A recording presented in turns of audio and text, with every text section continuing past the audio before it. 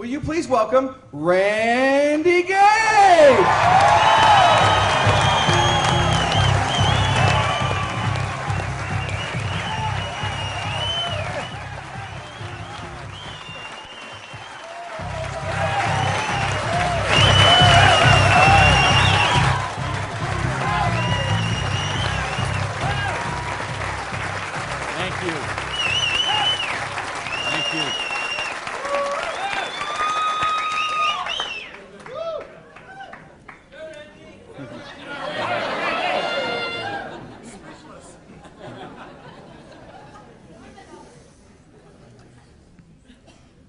So what do you do when your dream dies?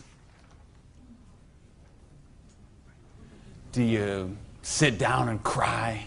Do you give it up and let it die?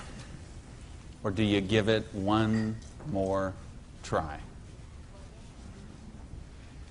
Let me tell you the way it worked for me. I came to work one morning about 11 o'clock. There were two people sitting in a car waiting for me, and I got there. And see what had happened, let me tell you the preview to this. I had a restaurant, bought it with a partner of mine. We kind of bootstrapped the thing. Didn't really have enough money to start it like we should have. We tried to grow it as best we could, but we didn't pay the taxes, and we struggled by and borrowed from this account to that account and this account to that account. And eventually I bought him out, and I sent a letter to the IRS, who's the tax agency there in the States, and said, I'm the new owner here. We've had some problem with taxes. I want to make this right. Let's work out a payment plan. And I never heard anything for 3 months. So I sent a check in there. Here's a deposit, $1,000, good faith. Didn't hear anything for 3 months, so I sent another check, another letter. Never heard a thing for a couple of months until that morning. They're waiting on the car. You Mr. Gage? Yes. I'm Agent so-and-so. This is Agent so-and-so. We're here from the Internal Revenue Service. We have your letters here. We have your files here. And we know you have $15,000 in back taxes. So we need that money. There's a 100% penalty because they were not filed. So that's $30,000. And then there's the late fees and the interest payment and the this and the that. And we need $37,000 today, or we're going to seize your restaurant. So I was like, I must have left my checkbook at home, right? And so I called my lawyer, I called my accountant, they all said the same thing. There's nothing you can do, Randy. You've got to work something out with these people. And I remember hiring a consultant who used to be an IRS agent, and she negotiated with him. She called me one day and she said, Randy, we're at the end of the road. The way they keep compliance is they have to set some examples sometimes, and you had a busy delivery business and they saw those cars going all the time with the signs on them, and they need to make examples, and they just want to make you an example. And so they auctioned off the place on the courthouse steps, $500,000 a year operation. They auctioned it off for $11,000. And I couldn't beg, borrow, or steal $11,000 to get it out of hock, so that was the end of my dream. And I remember driving along in the car that day, not even my car because I didn't have a car anymore. I remember driving along in my friend's car and crying in the car, thinking, I have to call my mother and tell her this. I have to tell my friends this. I mean, I was so ashamed. I was so humiliated. I didn't know what I could do. How was I going to tell people that I had lost my business? And between the $37,000 I owed those guys and then the money I owed for the vendors, whatever money I had left that day, I took and paid off the employees and said, this is the last check you're going to get, so do what you can with it. And that left me $55,000 US, $55,000 in debt. No house, no car, no credit cards, no job. And what do you do in a situation like that? Well, when you have your dream. And see, that was the biggest dream I had at that point in my life. Because as you heard from Ford, I'm a high school dropout. I started off as a dishwasher in a pancake house. And then I worked my way up to cook, and then I became a waiter, and then I was a manager trainee. And I thought, boy, if I could just be a restaurant manager, that would be, I could wear a tie, I'd go around with the coffee pot. How's your dinner this evening? Everything okay? You know, I thought, oh, this would be it. Until I got that job. And then I realized I worked 60, 70, sometimes 80 hours a week for a fixed salary. And, you know, and then I became like the problem store manager, and they sent me around to different cities whenever they had a store losing money. They would send me there, and it was my job there to go and be the turnaround guy. So I'd go in and work on the payroll, work on the food costs, the controllable expenses, make the thing profitable, and they'd send me somewhere else. I lived in 18 cities in 5 years. So think what kind of home life you have, what kind of friends. You don't have any friends. You don't, you know, because people stop calling you. Because every time they call you, you're always working. And you never go to the movies, and you never go to dinner, and you never go anywhere, so they just stop calling you. And your work becomes your life. And I know we've got people in this room tonight and people watching on this film today who are going through the same thing. We get out of balance. We get so busy chasing our income, we forget about living life. We forget about living our dreams. So anyway, that was my dream. I thought to run a restaurant until I got it. And then I said, well, this is crazy. I'm minimum wage here. When I divide all these hours I'm working with what I'm doing, I know what I got to do. I need to own my own restaurant. That would be the dream. And that's the great American dream, of course. And back in the States, is you get your own business and you start it up. And so that's what I did. And I saved my money, and I worked hard, and I played by the rules, and I did all the stuff you're supposed to do, and I got that restaurant. Until that day when it all ended like that. And all of a sudden, where do you go when you don't have that dream anymore? And, you know, in my case, I had to back up, and I'll talk about that in a sec, but I don't want to talk about me tonight. I want to talk about you tonight. I want to talk about your dream. And I mean the big dreams, the bold, daring, imaginative ones you had. The ones you had when you were 15 years old, and 18 years old, 20 years old. Because you know what I see people give up on their dreams. And it seems the older we get, the more we give up on our dreams. And you know, talk to any kid who's 15 years old, and they know they're going to have a great car when they grow up, and a great house, and a great job, and a wonderful spouse, and they're going to be rich, and they're going to be successful, and they're going to be an astronaut, or a football star, or a rock star, or whatever, right? There's no limits to what they can dream. And what happens along the way? They get out, they go to school, they get out as 22, 23 years old, all of a sudden they take a job they don't really want. It's not their dream job, but they figure it'll do for right now. And then maybe they find out about another job, and that's not their dream job, but it's a little more money than the last one. And they meet someone along the way, and all of a sudden there's two, and then there's a little baby on the way, and there's another baby, and then there's diapers and formula and braces and all of those kind of things. And all of a sudden they take another job that's 500 miles away, but again, it pays a few $1,000s more a year, so they take that job. And all of a sudden you're 35 years old, you're 45 years old, you're 55 years old, and you forgot about your dreams. That's what tonight is about. I know you heard it's a business opportunity. Nah, it's a dream opportunity. How to get your dreams back. I notice this because I like sports cars. Some of you all know me. You know, I got a car thing going on. And it's funny, I'll be sitting at the light in one of my Vipers, let's say, and some car will pull up next, and there'll be a guy driving there, and he's got his 2-3 kids in there in the back, and they'll roll down the window, "Hey, Mr. Viper, man, cool car, man, and, you know, rev the engine up. I can't wait. When I grow up, I'm going to get a Viper." And kids say that to me all the time. "I grow up, I'm going to get a Viper." Now, Dad doesn't say that. He's just sitting there behind the wheel, because see, Dad's already grown up. And he figured out he ain't getting the Viper. He's got the minivan.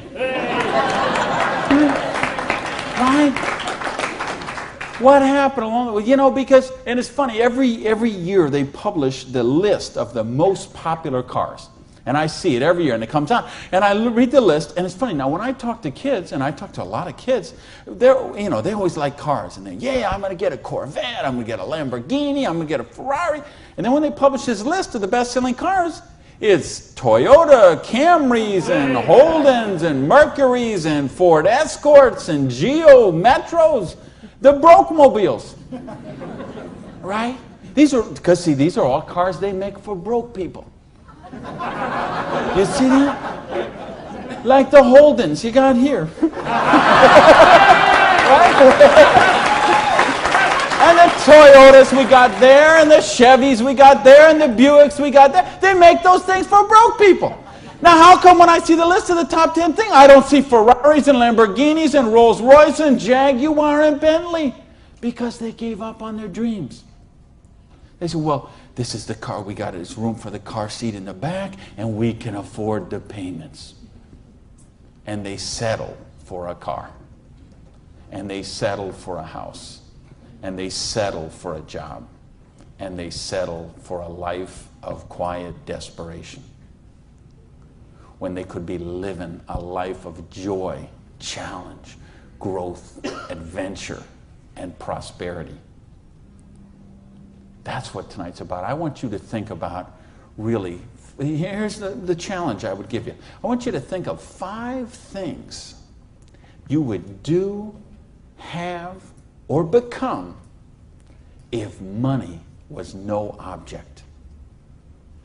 I mean, really think about this, okay? You don't have to write it down. I just want you to think about it. But think about if you had Bill Gates' kind of money, if you had Larry Ellison's kind of money, if you were one of these .com billionaires, would you be driving the car you're driving right now that you got here today in?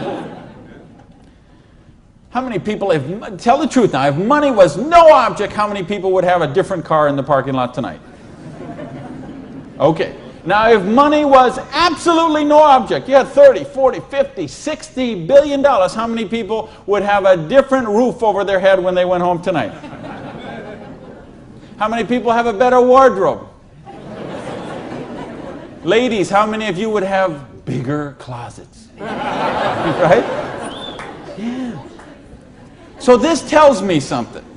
This tells me you do have dreams. And you want to live them, or you wouldn't be sitting here tonight. See, most of Australia tonight, most of New Zealand tonight, most of the United States, UK, everywhere where they're watching this video, most people aren't gathered like this. Most people are sitting on a recliner, rubbing the hair off the back of their head, drinking rancid fermented hops, watching the Idiot Box. 6 hours a day. And this is their life. Monday morning, 6:30.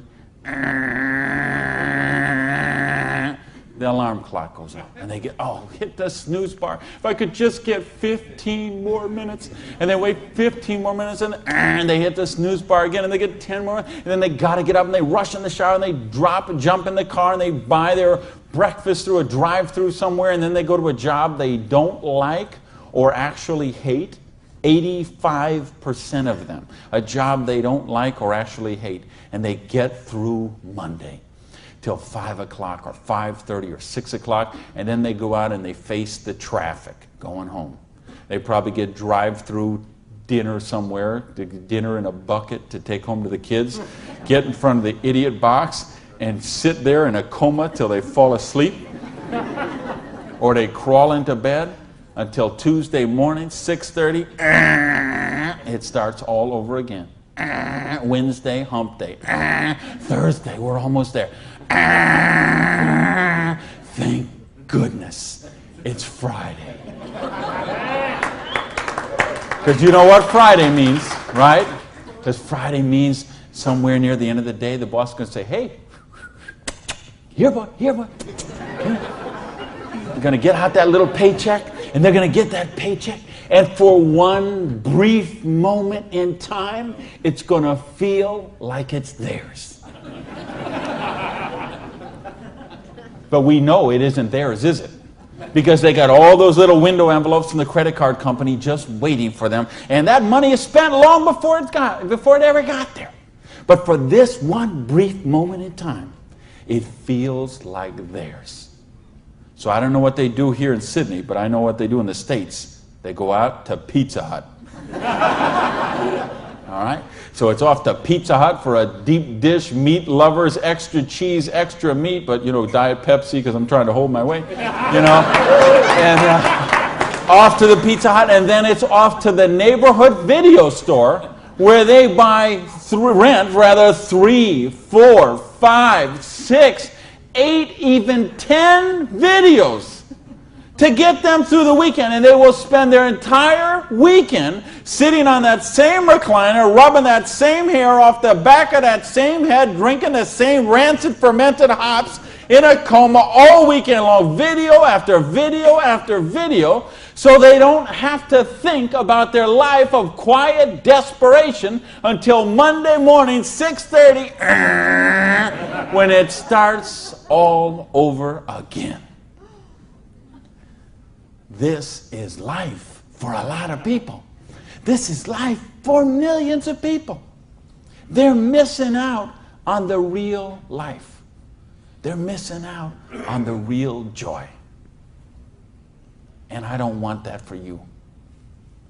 I didn't come 12,000 miles here to tell you what you want to hear. I came to tell you what I think you need to hear. We got a business here that offers you a chance with unlimited income potential. It's a business to help you be successful while you're helping other people reach success. You choose the hours you work. You pick the people you get to work with. I mean, do you know what a joy that is? Just to be able to pick the people instead of those slobs you're working with. Right? I mean, the tax advantages are extraordinary. The travel opportunity, if you're like me and you love to travel the world, the travel opportunities in this business are simply amazing.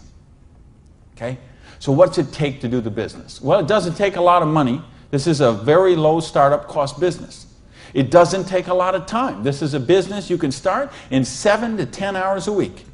And what I'm going to share with you tonight is a 2 to 4 year plan. So you say, is this a get-rich-quick scheme? Yes, as a matter of fact, it is. Okay? Because anything that can get you rich in 2 to 4 years is a get-rich-quick scheme as far as I'm concerned. Because what are most people doing? They're doing the 45-year plan, which is they get a job around 20 years old. They work for 45 years at that dead-end job they don't like or actually hate and retire around 65 years old and try to live their golden years on half of what they couldn't get by on when they worked. Do you get that? You know, your retirement's about half of what, and I've been in all the country I've been in. I can't tell you how many different countries, and I've been in socialistic countries and free enterprise countries and everything in between, and I can tell you the retirement security, it's the same in all those places. Your golden years, if you're counting on the government to take care of you, if you're counting on pensions to take care of you, you're looking at living your golden years on 50% of what you can't get by on right now.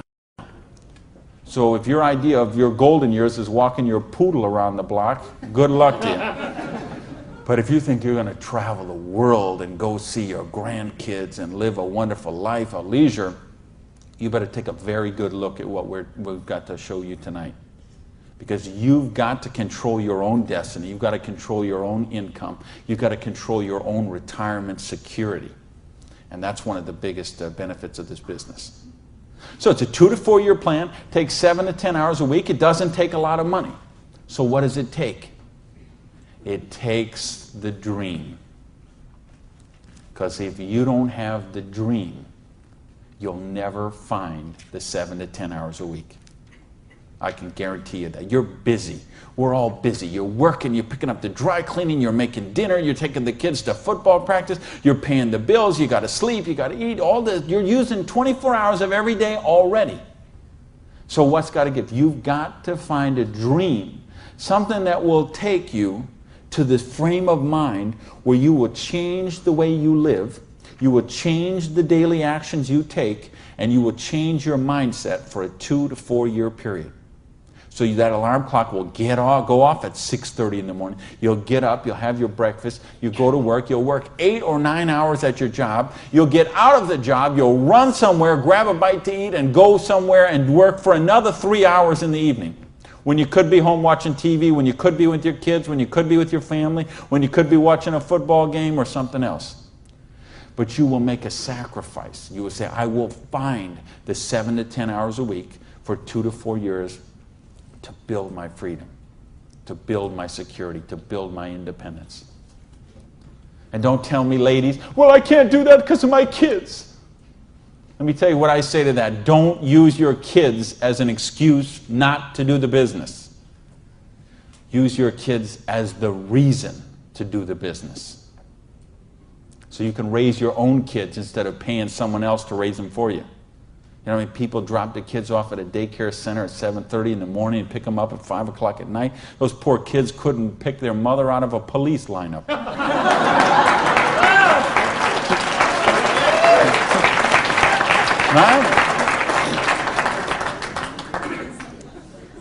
Don't use your religion as an excuse. Let me tell you, I missed a lot of church for a couple of years while I built my business.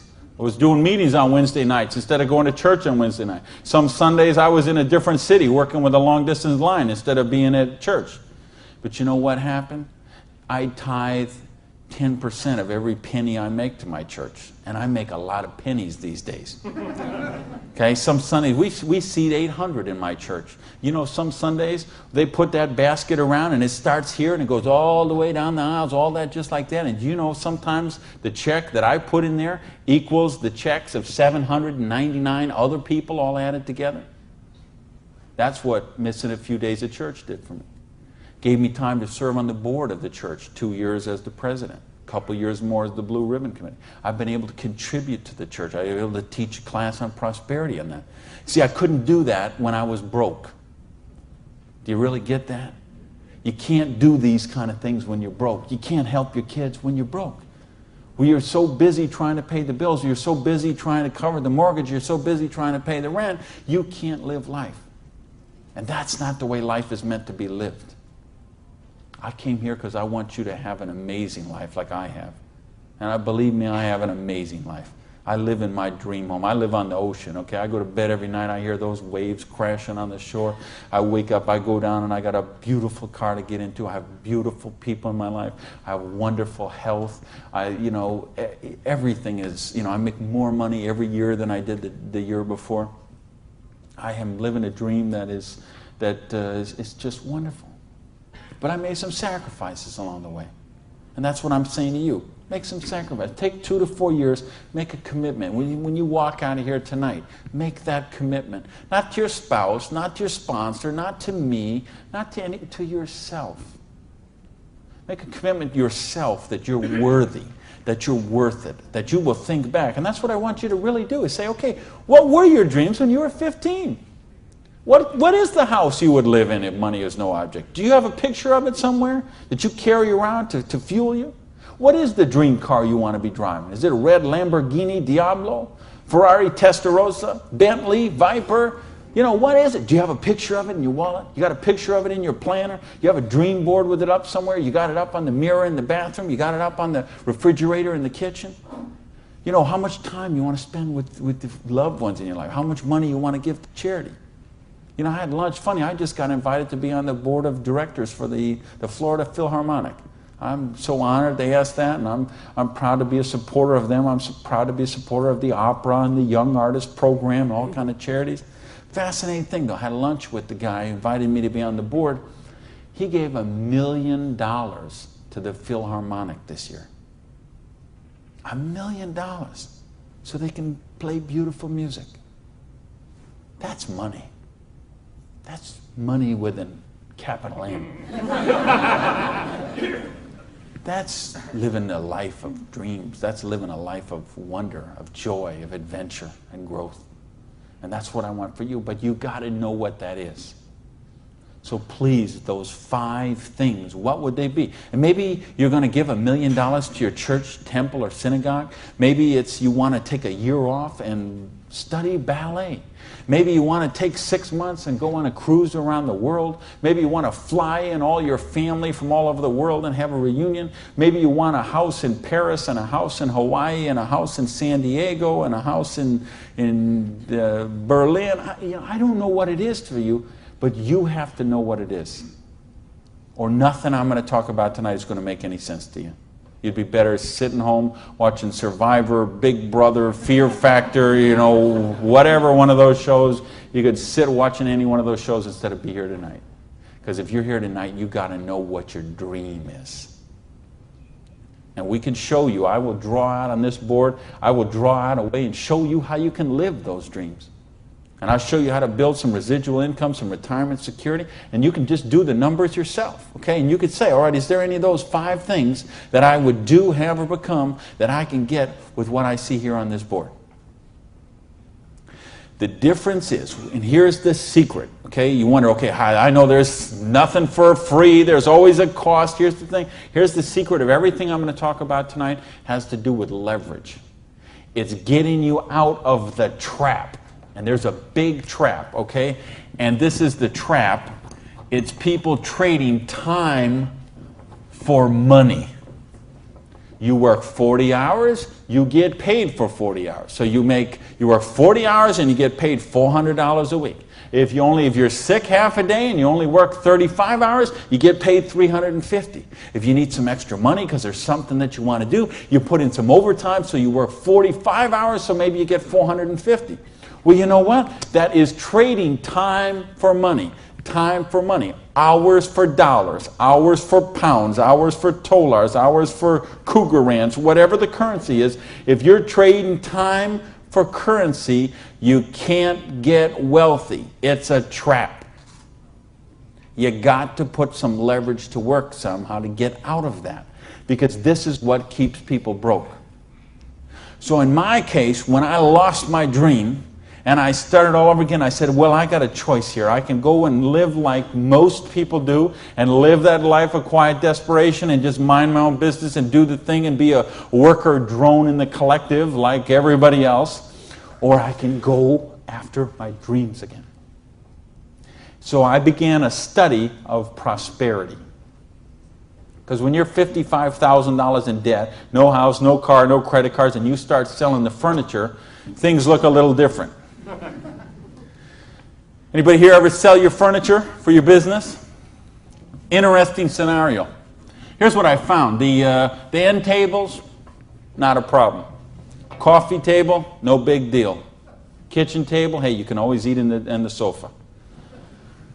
Lamps, no big deal. You got the light in the kitchen on the ceiling. But the sofa and the bed and the TV. How did I know you'd know that? The bed, the sofa, and the TV, they gotta be the last to go. Because see, I don't know if you got it here, but what we have in the States, we have infomercials on all night long. So once midnight hits, these infomercials start, and they're all about how to make money. So what do you do when you're $55,000 in debt and you're sleeping, with no furniture and whatever? You sit up all night and you watch infomercials. And then you sleep all day and you're so depressed, and you get up and you read the one ads and you think you don't have a bus fare to go to the job interview, and you think how miserable your life is, and you eat macaroni and cheese 3 times a day, which is what I did for weeks and weeks and weeks. So I'd get up, sleep, mope around, eat my macaroni and cheese, and then midnight would start the infomercials. And I remember we had a Vietnamese guy named Tom Vu. I don't know if you ever saw that here, this infomercial. He had one of those courses on how to buy real estate, no money down. So one night, it's 3 a.m., I'm sitting on the sofa. Tom Vu comes on. He says, "You, sitting on the sofa! You, it's 3 a.m. Now I know he's really worried because it's 3 a.m. I'm sitting on the sofa. He said, "You sitting on the sofa at 3 a.m. Your wife's asleep. Your baby's asleep. You are a loser."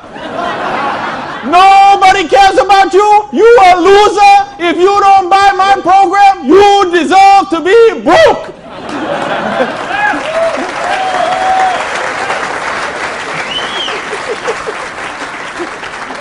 And I'm like, oh, if only I could afford this program. But of course, I didn't have the $199 or whatever it was. So, and eventually, of course, the sofa had to go, the bed had to go, and then the TV had to go.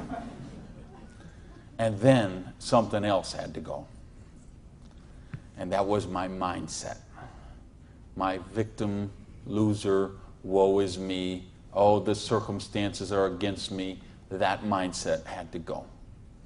And I had to say, okay, I am sick and tired of being sick and tired. I am sick of being broke. I am sick of being sick. I am sick of being stupid.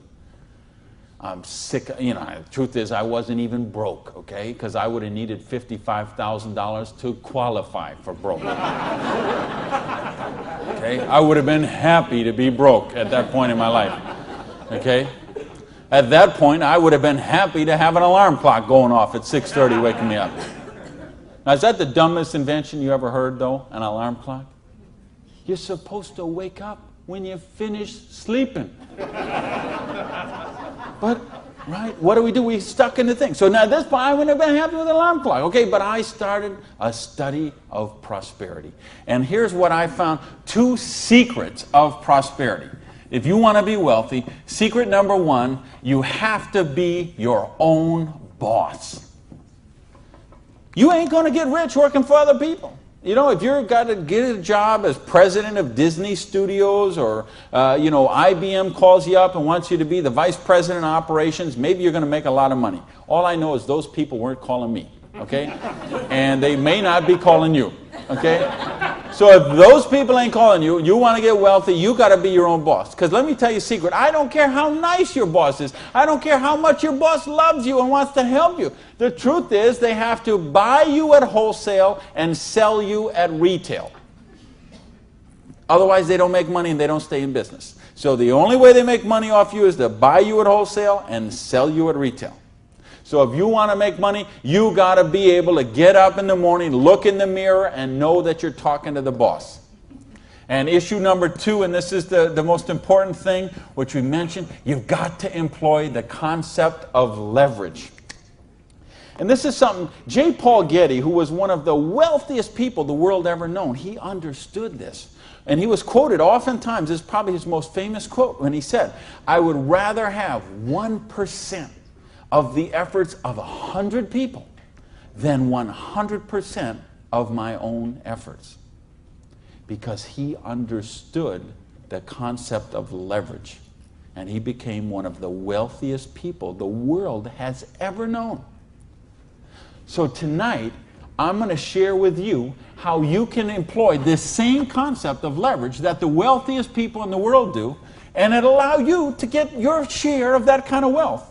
And I'm happy to say, I'm one of the wealthiest people in the world. You know that? Now, you know what? I don't have Bill Gates' money. I don't have Larry Ellison's money. I couldn't spend $90 million on a boat down in the Kiwi race there next week. But you know what? I'm one. If there's 6 billion people, whatever there is on this planet, I'm wealthier than 99.8% of them. And I'm a dishwasher from a pancake house. But I understood leverage. Now, how do you put this leverage? It's a business called network marketing, sometimes called multi-level marketing. Sometimes we call it MLM for short. What is it? It's a business that allows you to leverage the efforts of other people who have a dream and are willing to trade that 7 to 10 hours a week to get a dream. So you're going to introduce them to the business. You're going to teach them a duplicatable system that they could follow and duplicate the same results with people that they're going to introduce to the business and create this system that everybody can follow, and everybody will get a nice chunk of the organization that is built. And because you direct your own organization, because you are your own boss, you get some residual income out of the efforts of the people that you introduce to the business. That's the leverage. It's no different than when Madonna makes a record and every time they play that CD, she gets a royalty of that. When Coppola does a movie and that movie plays, it gets a royalty of that. This is how the average person can get leverage. See, if you got money, leverage is not a problem. You can leverage your money. You can buy stocks, bonds, invest in companies, invest in real estate, all that kind of stuff. I couldn't do that. If you could buy a franchise. If I would have bought a restaurant franchise instead of opening my own restaurant, chances are I'd still be in the restaurant business. But you know what? I couldn't afford the franchise fee. I didn't have that kind of money. Ask someone about the stock market, they'll tell you, unless you got $25,000 you can afford to lose, don't even get in the stock market. Well, I didn't have $25,000 I could afford to lose. I didn't have $25 I could afford to lose.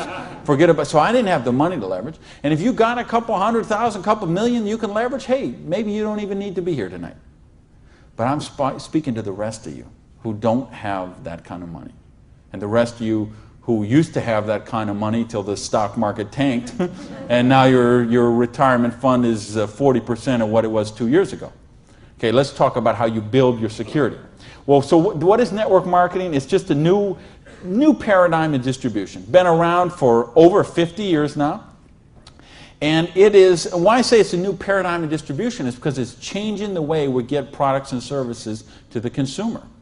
And with things that have happened recently, like the internet, overnight shipping, satellite, telephone, fax technology, all of this stuff is driving network marketing to be a bigger force today than it has ever been.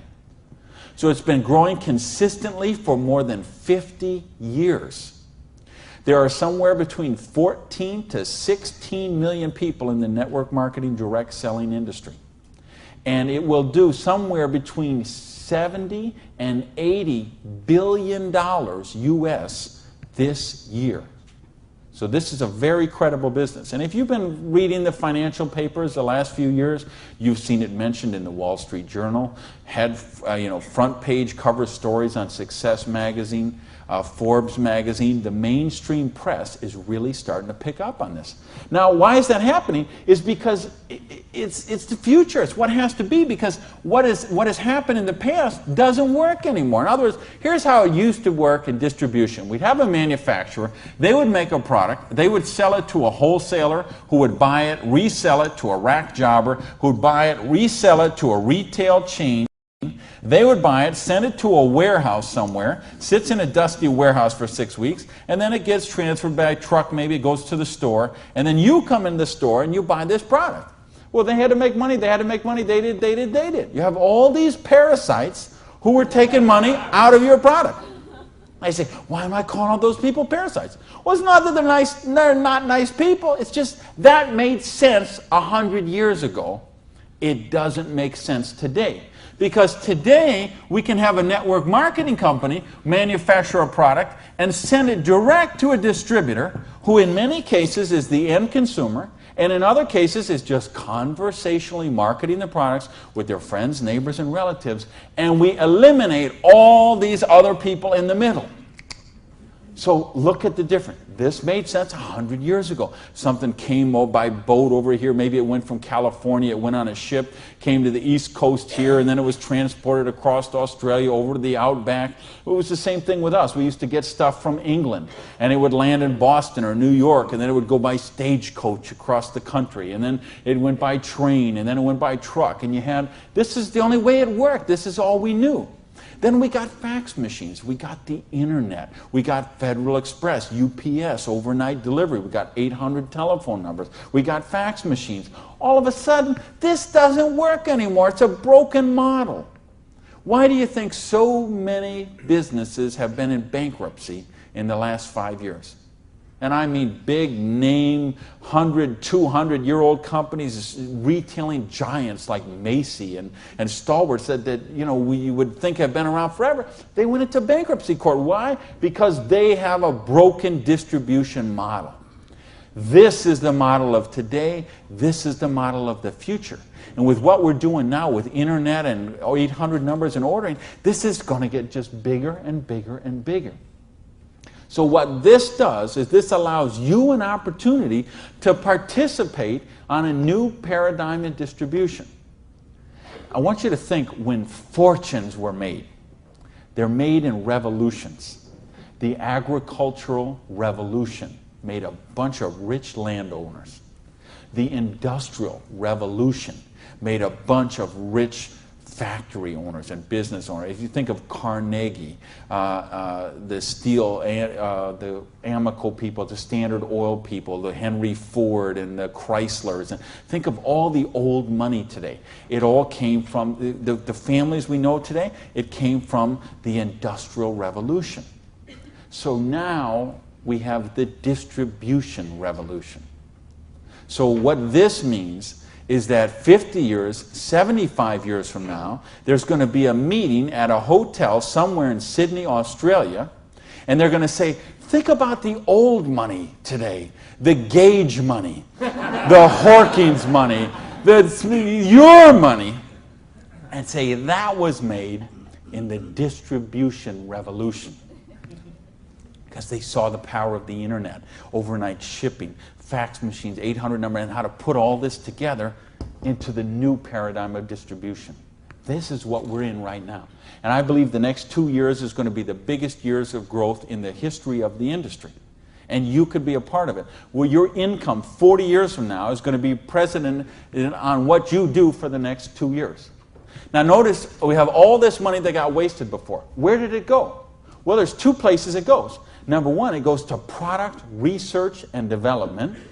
And I'm going to talk about that in just a little bit. And the other place it goes is right here to you, the distributor.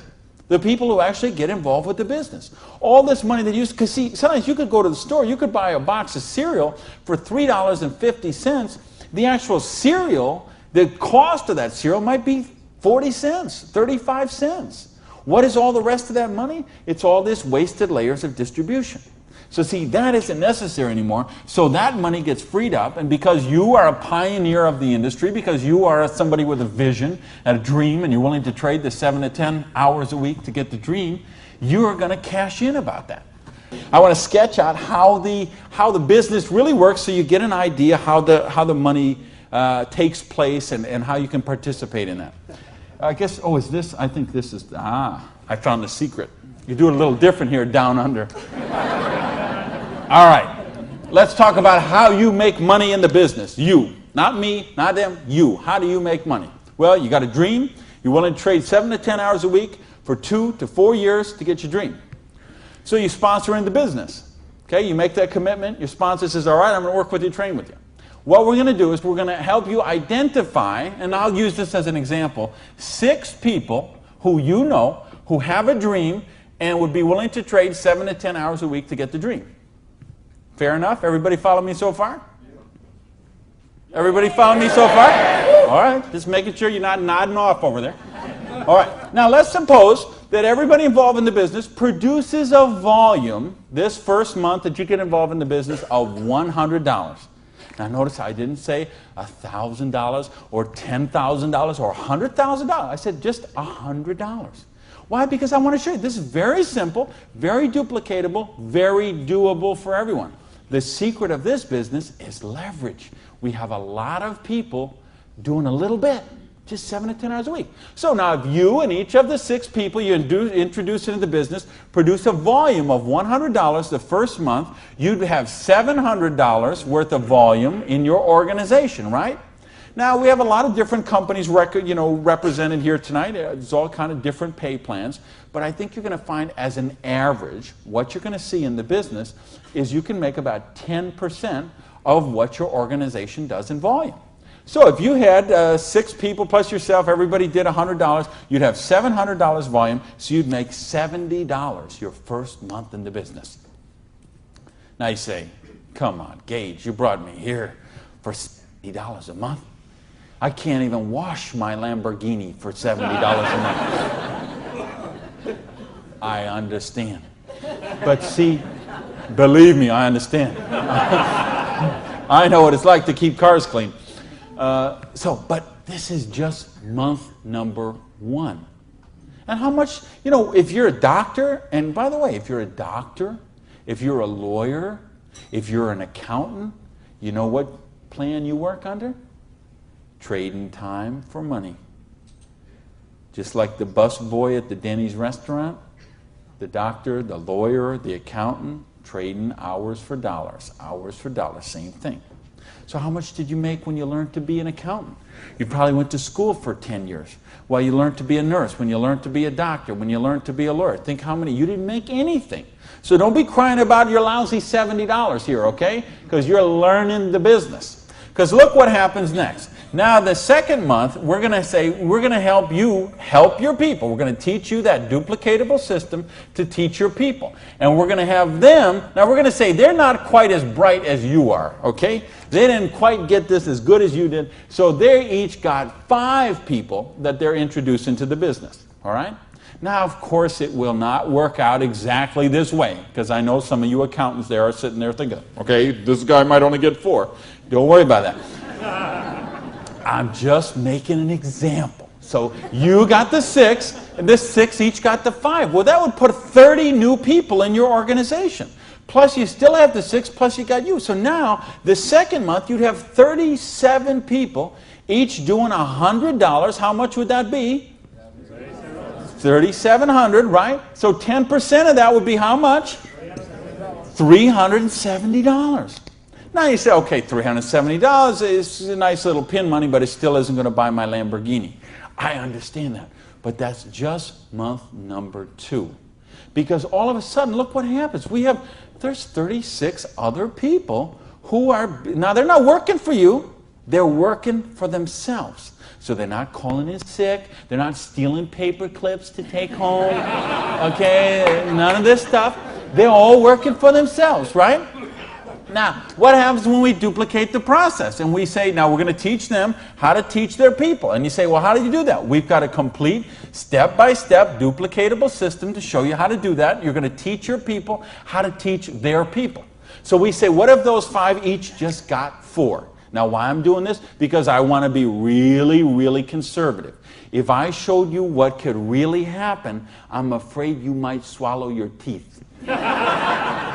So I'm going to be very conservative. So now if the 30 people each just got 4 people, now we'd have 120 new people in the organization. They don't work for you, they work for themselves, 7 to 10 hours a week, they're building a dream. 120 plus the 30 plus the 6 plus you, that's 157 people. Everybody just doing, not 1,000 a month, not 10,000 a month, not 100 lousy dollars a month does $15,700 income or volume, which means your income for month number 3 would be $1,570. Now, all of a sudden, we have a little money we could play with something. We could do something with $1,500 a month. Do you know how many bankruptcies would be avoided with $1,500 a month? I would make a bet to say of all the personal bankruptcies, and there's been a record year for personal bankruptcies the last 6 or 7 years in a row. Every single year has broke the record from the year before. And I had someone very close to me did this just a couple of years ago. And I'm telling you, I bet 90% of them would be eliminated with $1,500 a month. In fact, 90% of them would probably be eliminated with $300 or $400 a month. Just this much, the $370 a month, would help most people that they could just start paying down their credit cards instead of paying those minimum balances every month. By the way, do you know how long it takes to pay off your credit card if you're paying the minimum balance every month? 10 years? 20 years? 30 years? 40 years. That's how long it takes. So if you're paying the minimum payment every month, get happy, because in 2042, you're all paid off. All right, now we're going to go down one more level. Now we're going to say, what if the 4 people each just work with 3 people? Now again, everybody's not going to do it this way. Some are going to do it more, some are going to do it less, but I just want you to see how it works. Now the 120 people each do 3 people. That give us 360 people, plus the 120, plus the 30, plus the 6. This comes to how many? Somebody help me. I'm a high school dropout. 500 and something. 517, is that right? Who's here? Somebody good in math? So 517 times 100 is $51,700 volume in your little business that you got no employees, no office, no overhead. You're running this from your kitchen table or your spare bedroom or your hallway or your closet. And you're doing $50,000 volume a month. Do you understand? We can leave this hotel. We can go down the street, Elizabeth Street. We can go onto Oxford Street. We can go to Liverpool. And we can find shop after shop, beauty salon after beauty salon, store after store, dry cleaner that are not doing $50,000 volume a month. And you're doing it out of a part-time business 7 to 10 hours a week. Why? Because you're using leverage. Do you get this? Yes! Because, I mean, do you really, really get this? Yes! Because, let me tell you a secret. If you get this, you're not going to sleep very well tonight. Believe me, I have spent many a night just laying on the pillow, looking at the ceiling and seeing 6 get the 5, get the 4, get the 3, okay? If you understand this, now we're talking $5,170 a month. Now, you know what? I did that in 4 months. It said 1, 2, 3. What if you didn't do that in 4 months? What if it took you 6 months? What if it took you 10 months? What if it took you 2 years? I told you it's a 2 to 4 year plan. Okay? And I know what some of you are thinking. All right, but what about if this guy here drops out? We got it handled. Okay? We have a thing called dynamic compression, and so we know when someone drops out, we eliminate their volume, we move up the next qualified person, and the whole organization moves up. So we got that covered too. Okay? So, but what if you didn't do this in 6 months? What if you didn't do it in 10 months? What if it took you 2 years? Would it be worth trading 7 to 10 hours a week for 2 years to have an extra $5,170 a month? Yes or no? Hello!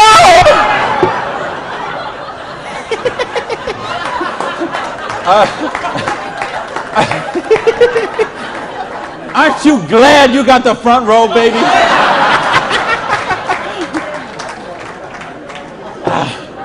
Now, let me get some more water here. And let me ask the question again. Would it be worth trading 7 to 10 hours a week for 2 to 4 years to get an extra $5,170 a month? Yeah! All right. Thank you. That's a little better. That's what I'm talking about. When you get this, when you really get this, you're not going to sleep tonight. Because you see how a dishwasher from a pancake house could become a multimillionaire. You see how a farmer's wife from Utah could make $80,000 US a month. You see how a woman with 2 kids and an abusive husband could leave her husband and become a multimillionaire. You see how people on welfare can build complete financial independence. And they can do it with integrity. They can do it with honor. They can do it with helping other people, giving value, contributing. That's what we got to offer here. So see, now you say, okay, all that sounds good, it looks good, but what's the problem? What is the $100? Well, I told you, remember that whole distribution model? We have all of that money that used to get wasted. Now that goes into product research and development. You will see some of the most cutting-edge, state-of-the-art products in network marketing that you won't see anywhere else in the world today. Some of the best scientific breakthroughs, some of the best health breakthroughs, some of the best wellness breakthroughs, medicine breakthroughs, herbal breakthroughs have been personal care products, environmentally non-toxic, natural products. Some of the most breakthrough products in all of those categories have been brought to the marketplace because of network marketing, because they have the time, the money, the research, the resources to do that kind of research. So what I'm going to ask you is, if you're here, you're looking at this for the first time tonight, if you're on the video and you're seeing this for the first time tonight, you have a conversation with the person who invited you here. Have a conversation with the person who asked you to watch the video. And they will give you a catalog. They'll give you some brochures. They might have some tapes, some videos, some other things, and you'll find out about these products. What I want you to see tonight, right now, is the big picture. how the distribution model works, because this is how fortunes are made. People who recognize new paradigms become pioneers in those paradigms, and they reach the reward for generations sometimes. So the products are there. Next question is, say, what about the support? I don't know anything about this business. I've never done it before. How can I do the business? Well, that's what the system, we keep talking about a system. In other words, we've got a system where we're going to teach you how to do the business, and we're going to teach you how to do the business while you actually do the business. That's why we've got this presentation up on the internet. That's why we have this meeting in this hotel here tonight. You have a sponsorship line. So you see, a lot of people say, well, I don't want to be this guy here. I want to be this guy right at the top, because look at all these people he's got under him. Well, you know what? This guy or this gal down here, this person and this person and this person and this person, and all the way up to the company, all those people work for that person for free. Because every one of those people have a vested interest in their business. So you want to have 150 people between you and the company, because they all work for you. So they will go with you and they will do two-on-ones with you. They will go to your prospects and sit down at a coffee shop and bring a notepad and explain the business to them. They'll conduct meetings like this where you can bring your people and let them see what the business is about. They'll bring in speakers from all over the country and sometimes all over the world. So your prospects can see and meet and learn from some of the most successful people in the business.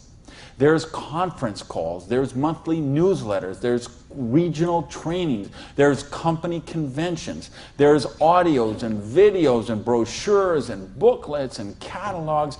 There is just hundreds of little tiny things that are all designed for one particular goal in mind: to make you successful. See, you are in business for yourself, but you're not in business by yourself, because you have that whole support network of people to help you build the business. So, and that don't happen when you open up your own, and you know this, most of you in this room, you know, if you've ever been in the restaurant business, like I have, you know what I'm talking about. If you own a beauty salon, you know if you own a little store or a shop, you know you don't own the business owns you. And you know if you work for someone else, you're never going to get wealthy that way.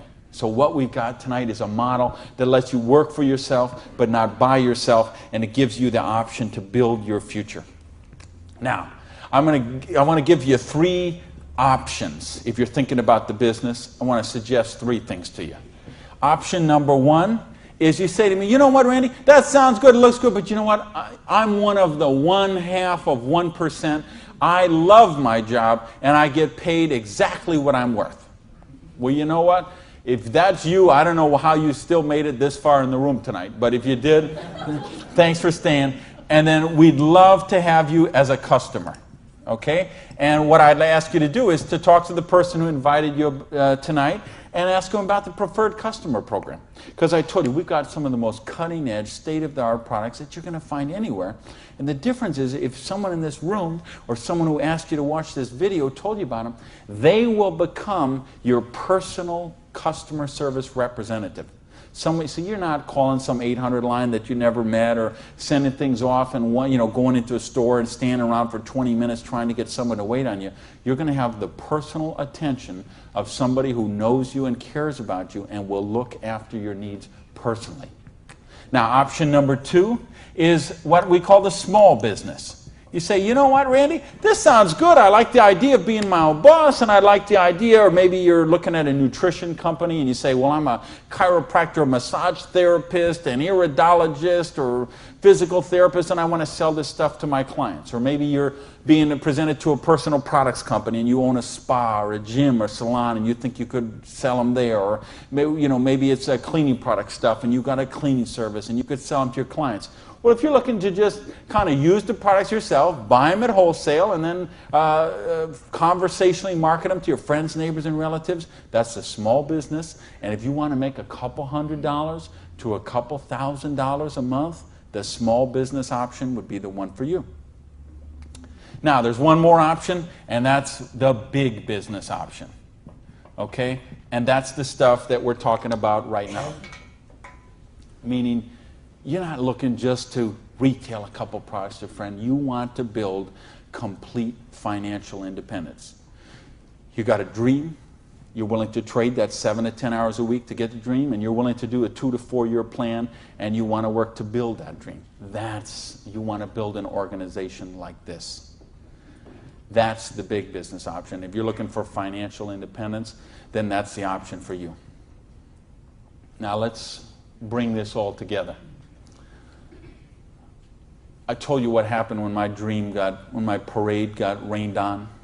My dream looked like it was going to die, and I drove around in that car. I remember crying in that car, thinking, having to call my family and call my friends, and that it just took so much out of me. And I'll tell you what I did. I went in, and here I was. I had owned a restaurant. I'd owned 2 restaurants in my life. I had been a restaurant manager for years. I went and found a restaurant in South Miami, a little diner that was open for breakfast and lunch only, way in the Southwest where I didn't know anyone, and I got a job as a breakfast cook, flipping eggs.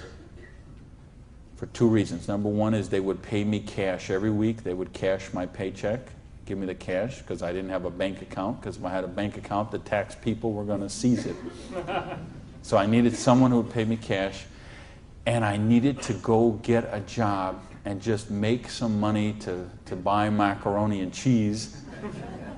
And I had to lick my wounds. I had to take a couple of months and just regroup. I had lost my self-esteem. I had lost my drive. I had lost so much that I just didn't even know where to go. So I needed that time to do that. And so I got up every morning at 5 o'clock in the morning and took a bus down to South Miami to be there by 6 o'clock, 6:15, and flipped eggs every day till 2:30. And I did that all week long. And I did that for months to kind of just get my sanity back, get my esteem back. And then I went back to this business. And see, I didn't have the money to get back in the business because I still owed tens of thousands of dollars.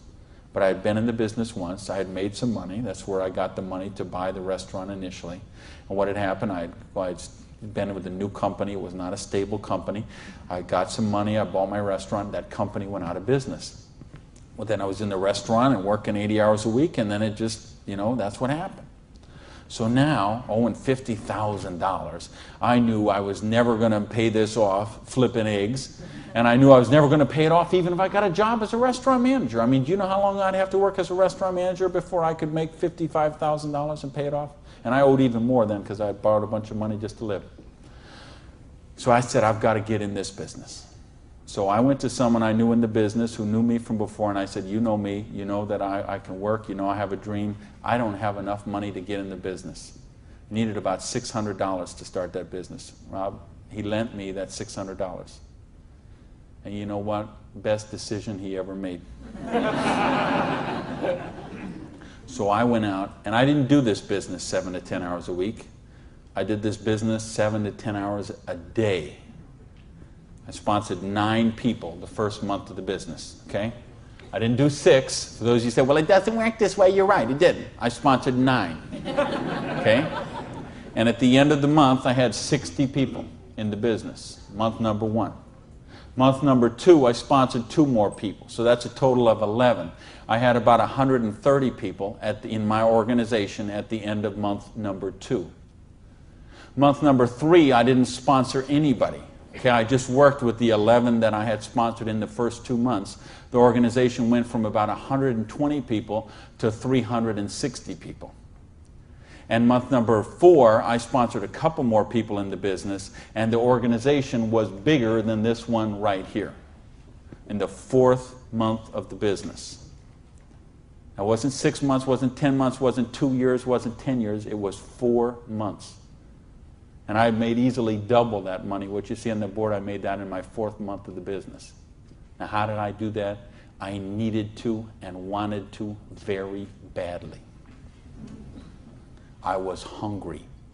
I had a dream, and I was sick of being broke. And that's what I want you to get out of this is, do you understand? This is how it goes. There's no limit here. You could sponsor 7. You could sponsor 8. You could sponsor 9. You could build this whole organization, build yourself up to get $50,000 or $60,000 a year residual income, and then you could go out and you could sponsor 5 more people and start the whole process all over again, the same exact thing. And you could have 100,000 residual going. And you could start with 5 more and you could have 150,000 residual going. And if you put 5 people a year in, and it's very simple, put 5 serious people in the first year, put 5 serious people in the second year, put 5 serious people in the third year, and you will be making a fortune. Put 5 serious people in the fourth year, you'll have a business worth at least $1 million, I project. Put 5 more the next year, and you're going to have a business worth a couple $1 million in 5 years. Why? Because we got residual income here. You're building leverage. You're getting this going. And that's what I want you to get. You know, and now I've been able to help people all over the world. I told you guys the platinum people. I talked in the reception about the 3 kids from Norway who came to a program I did in 1998. And they're all multimillionaires now, all 3 of them. Number 1, number 2, number 3 payout in their company. I think of you guys right here in the front row and what you've done the last couple of years. And you know the people I had in London, those people there, what they're doing there. I got people all over the world. Just, they got a dream. They're willing to trade it. We give them a system to follow, and they're living their dreams. I think of a lady named Mary in Colorado. Lady I mentioned earlier. 2 kids. She's sleeping in her friend's basement because she's on welfare. Divorced, no husband anymore, no one to help pay for her kids. So she was on welfare. And along the way, she got attracted to the business. Along the way, I was able to touch her and touch her life, show her some things, how to follow a duplicatable system.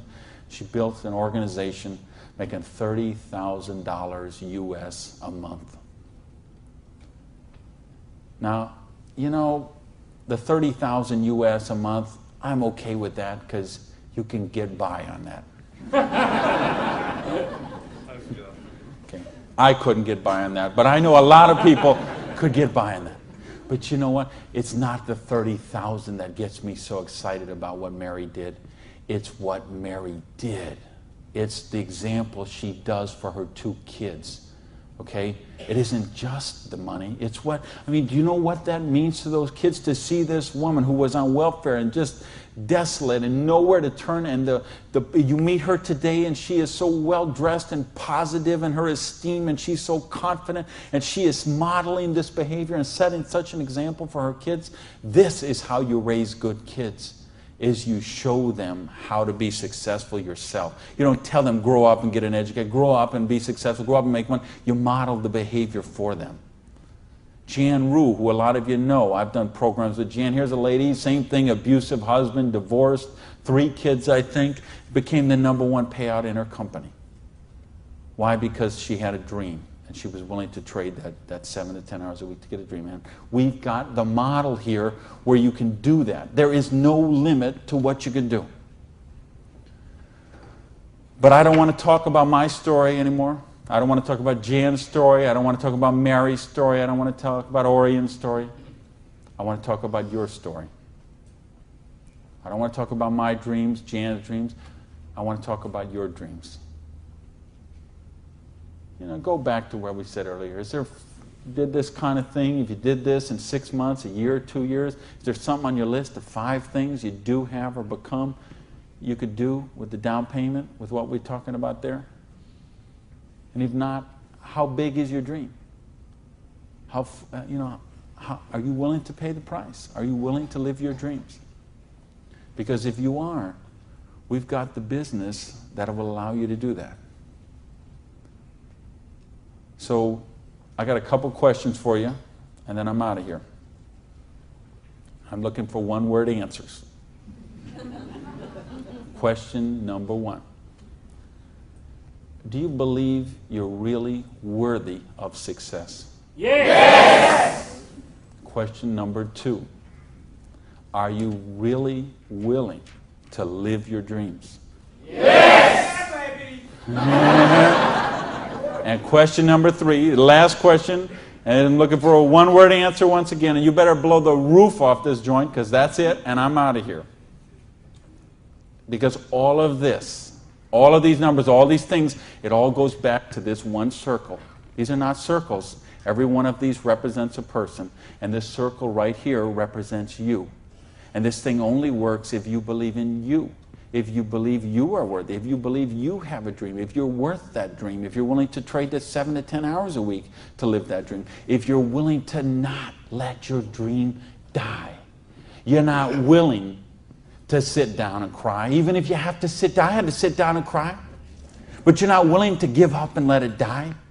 You promise yourself, you make yourself, you commit yourself to give it one more try. So the last question I'm asking you is based on everything we've talked about tonight, everything you know about this business now, everything you know about the person who invited you, everything you know about you and what you are and what your dreams are. I need to know, are you willing to give it one more try? Yeah! Thank you. Good night.